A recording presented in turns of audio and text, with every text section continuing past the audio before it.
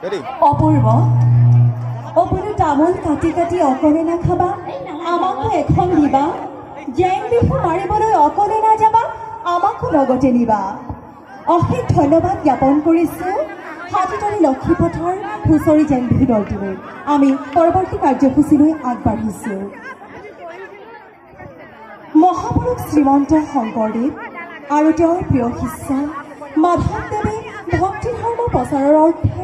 শাস্ত্ৰীয় নৃত্যৰ সম্পদক আশ্ৰয় কৰি সৃষ্টি কৰা আৰু তেওঁৰ পৰৱৰ্তী প্ৰচাৰকসকলে কিছু পৰিমাণে সংবৰ্ধন ঘটোৱা আৰু সত্ৰসমূহৰ হাতত সংৰক্ষিত